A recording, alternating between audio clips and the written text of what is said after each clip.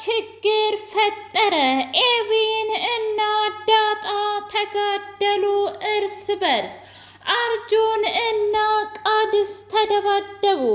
ናታን ዳጣን አልፈልግሽም አላት። ናታን እንደ እናትሽ ልክስክስ ነሺ፣ አንቺም እና ጋንዴ ጋሽም ልክስክስ ነሺ ብሎ ሰደባት። ምን እያልክ ነው ናታን? እንዴት እንደዚህ አይነት ንግግር ትናገራለህ? ብላ አለችው። ለመናገሬ እጅጉን ይቅርታ አድርጊልኝ፣ ግን ደግሞ እንዴት ብትደፍሪ ነው የእህትሽን ባል የምትቀሚው? እኔን ከቀማሻት አይበቃሽም ወይ ብሎ በከባዱ በንዴት ተናገራት። ዳጣ ዳጣ አርፈህ ብትቀመጥ ይሻልሃል። እንኳን የኤቢን ባል ይቅርና አንተ ራስህ ወደህና ፈቅደኸኝ ነው እንጂ ከኔ ጋር የሆንከው ሌላ ምንም አይደለም ብላ አለችው። አርጁን አንተ የተረገምክ ቃድስ ተብዬ እህታማቾቹን አጋደልት፣ ትሰማኛለህ? አንተን የማቀህ ቦታ አለኝ። እናም በጣም ልክስክስና ወራዳ ነህ ብሎ አለው። ትሰማኛለህ ቃድስ፣ አርፈህ ብትቀመጥ ይሻልሃል። አሁን ይህን ቤት እንደ በጠበጥከው እህታማቾቹን እንዳጋደልከው መልሰህ ታስታርቃለህ ብሎ አለው። ኤቢ ከባድ ችግርና ከባድ ንግግር ዳጣን ተናገረቻት። ትሰሚኛለሽ? አንቺ ራሱ እንዳባዬ ሴሰኛ ነሽ። እንዴት እንደዚህ አይነት ነገር ቃድስን ትሞክሪዋለሽ? ናታን አይበቃሽም ወይ ብላ አለቻት። እባክሽ ኤብዬ፣ አንቺ እንደምታስቢው አይደለም። እውነት ለመናገር እኔ ቃድስን አስቤውም ሆነ አቅጀውም አላውቅም። ግን ደግሞ አንቺ ነገሮችን እንዴት እንደተረዳሻቸው በፍጹም አላውቅም።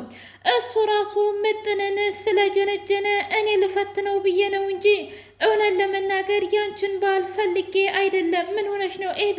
አንቺ እኮ የእናትም የአባቴም ልጅ ነሽ ብላ አለ።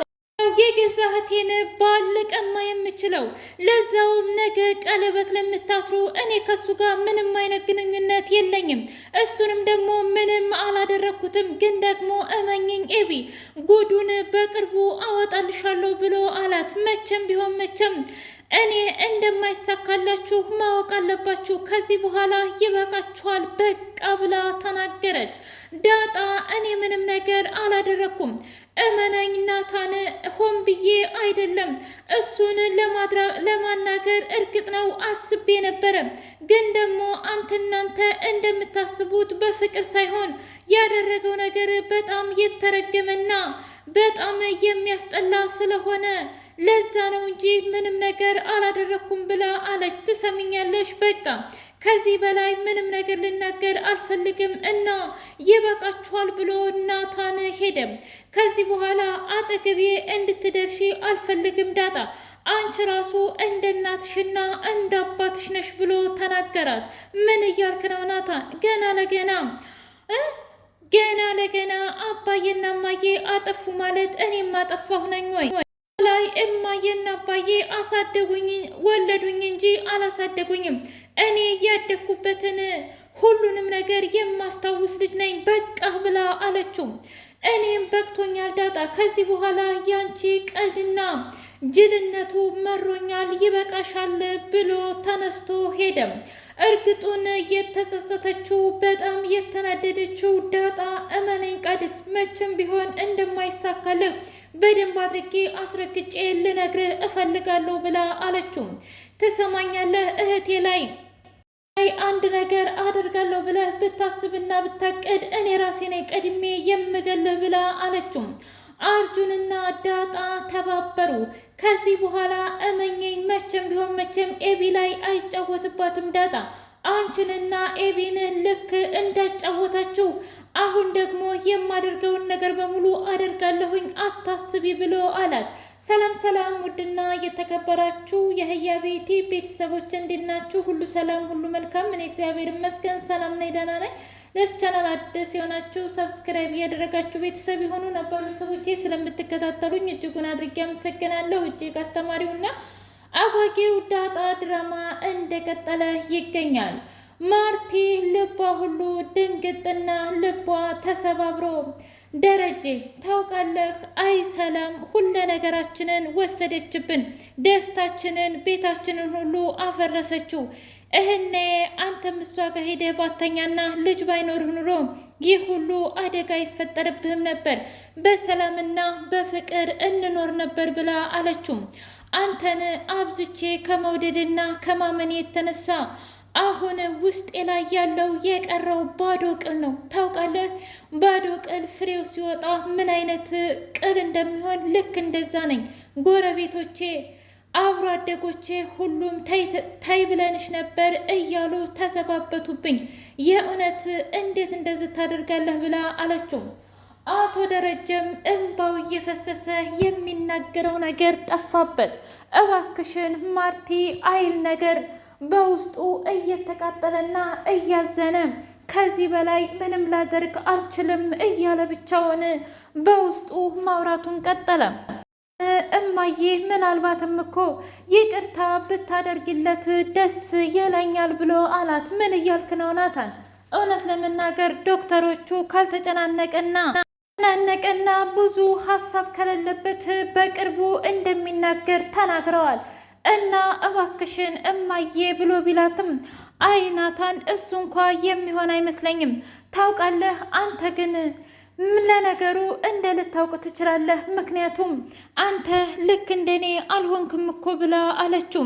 እግሯ ስር ተደፍቶ ናታን እባክሽ እማዬ ሰላም ፍጠሩ፣ እውነት ለመናገር አባዬ ከዚህ በላይ እንዲሰቃይና እንዲጸጸት አታድርጊው ብሎ ቢላትም ማርቲ ግን አሻፈረኝ፣ በቅቶኛል፣ ከዚህ በኋላ ምንም ነገር አልፈልግም ብላ አለችው። ቃድስ እና ዳጣ ቃዲስን ለማማለልና ህይወቱን ለመፈተን ብትሞክርም እንኳ አልተሳካለትም። ነገር ግን ወጥመዱ ዞሮ ዳጣን አጠመዳት።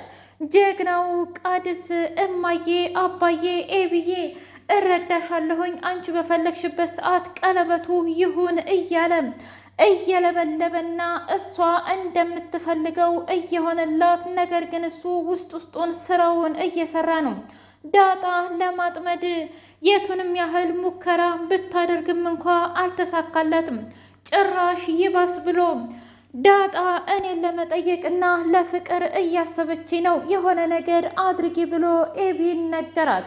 ኤቢ ከባድ ውሳኔ ወሰነች። ከዚህ በኋላ ሰላምን እስር ቤት ነው የምከታት። ዳጣና አንተ ትመሰክራላችሁ ናታን ብላ አለችው። እባክሽ ይሄን ነገር አባዬ መናገር ይጀምርና ብትወስኒ ይሻልሻል ብሎ ሲላት፣ ምን ነው ምናልባት ያኔ ሰራተኛ በነበረችበት ጊዜ ያበላችህና ያጠጣችህ ትዝ አለህ እንዴ? ትሰማኛለህ? አባዬ ተደፍሯል፣ ለዛውም በሴት ልጅ እና 5 ዓመት ልትታሰር ትችላለች። ስለዚህ እባካችሁን መስክሩልኝ ብላ ስትል ዳጣ በጣም ደንግጣና በሀሳብ ተውጣ፣ እሺ ኤብዬ አንቺ ያልሽው ነገር በሙሉ ይሆናል፣ ግጥም አድርጌ ነው የምመሰክረው ብላ አለች።